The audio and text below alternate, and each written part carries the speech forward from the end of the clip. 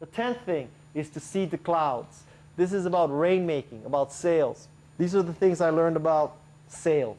First thing is, let 100 flowers blossom. This I stole from Chairman Mao, although it's not clear to me he implemented letting 100 flowers blossom.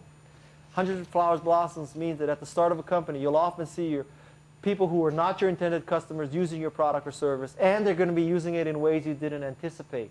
Many entrepreneurs go crazy. My God, the wrong people are buying our products in large quantities. What are we doing wrong?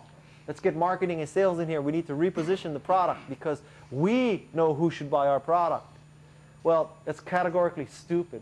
Fundamentally, when you see this happening, first of all, take the money. Take the money. There's two theories in engineering for revising a product. One is you go to the people who aren't buying your product and you ask them, why aren't you buying our Macintosh, Mr. Fortune 500 CIO? And the CIO will say, you don't have a letter quality printer driver. You don't have Lotus 1, 2, 3. You come back to the lab. You convince Lotus to do it. You get a letter quality printer driver. You go back to the Fortune 500 CIO. You say, all right, we listened. Now there's a printer driver. Now there's 1, 2, 3. They still won't buy it. They still won't buy it. The other theory in engineering is you go to the people who are buying your product, Mr. Desktop Publishing or Ms. Desktop Publishing. Why are you buying our product? Because it's WYSIWYG, because it's high-resolution printing. So you come back to the labs and you say, wow, people are buying our product to use it for desktop publishing, not spreadsheet, database, and word processing like we intended. And what do they need for desktop publishing system? They need bigger monitors. They need higher resolution printers. They need higher resolution monitors. They need all these things to make desktop publishing better. That's my theory. Fix for who's buying. Ignore the people who are atheists. Atheists are too hard to convert to your religion. Go for agnostics and go for believers. Forget the atheists. Second point is, you need to enable people to test drive your product. That you're saying to them, I think you're smart, and because I think you're smart, I'm not going to bludgeon you into becoming my customer.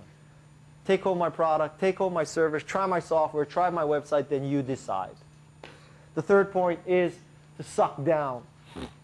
One of the fundamental shortcomings of sales training is that you think, or many people think, that selling a new product is about sucking up. You need to suck up to CXO level people, suck up to a CIO, suck up to a CTO, suck up to a CEO, a CMO, sucking up to CXO level people. It has been my experience that particularly from a tech startup, the people who truly make the decision to try a product or service are not the people with CXO, vice president, or director level titles. They are the people who are administrative aides and database administrators and tech support people. They're the interns. They're the summer hires. They're people without titles. They're the people who really do the work, however. And so if you want to be successful in sales, you have to understand something, that in most organizations, the higher you go, the thinner the oxygen. And therefore, the more difficult it is to find intelligent life. Right? So if you dedicate yourself in a sales effort to sucking up, you'll be sucking up to the dumbest people in the organization. You need to learn to suck down, and you need to learn to suck across, because that's where the decisions are made for a high-tech startup. Suck down, suck across, don't just suck up.